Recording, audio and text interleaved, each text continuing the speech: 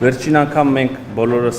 իհարկե ավելի ընդլայնված կազմով հանդիպել ենք օգոստոսի վերջին, եթե հիշողությունս չի դավաճանում, որից հետո շատ բաներ են տեղի ունեցել, հատկապես եվրոպական աշխարհամասում եւ եվրոպական միություն առանձին երկրներ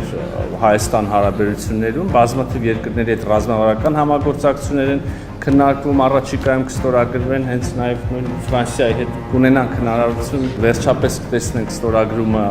այդ երկար բանակցված փաստաթղթի, այլ երկրների հետ էլ են նմանատիպ փաստաթղթեր քննարկվում, էլի նույն օրերին կամ հետո տարբեր մակարդակներով կունենանք ստորագրություններ։ Մինչ այս վերջին ամիսներին իհարկե առանձին երկրների հետ արդեն դա տեղի ունեցել, օրինակ Գերմանիայի հետ։ Իհարկե անվանումները փաստաթղթից փաստաթուղթ մի փոքր տարբերվում են, մի դեպքում դա ռազմավարական գործընկերության հաստատվում է, մի դեպքում դա գործընկերության ռազմավարական օրակարգ, օրինակ Եվրոպական միության հետ դեկտեմբերին մեր թարմացված օրակարգի անունը վերջադրվեց գործընկերության ռազմավարական օրակարգ։ Եվ այսպես շարունակ, ուրեմն նաև գիտեք բոլորդ եվրոպական քաղաքական համայնքի գագաթաժողովն առաջիկայում տեղի ունենալու Երևանում,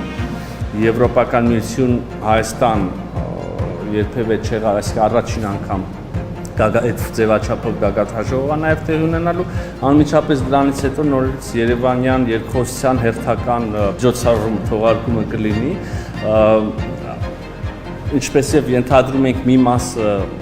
քաղաքական համայնքի գագաթաժողովի մասնակիցների կլինեն եւ ղեկավարներ եւ նաեւ արտգործնախարարներ ցանկություն են հայտնել մնալ եւ մասնակցել Երևանյան երկխոսությանը, սա իհարկե հավելյալ կշիռ է հաղորդում այդ միջոցառմանը եւ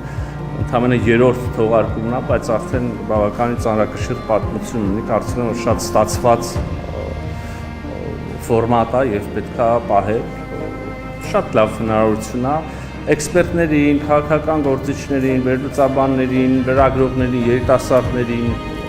ներգրավել որևէ կերպ Երևանում տեղի ունեցող որևէ բանի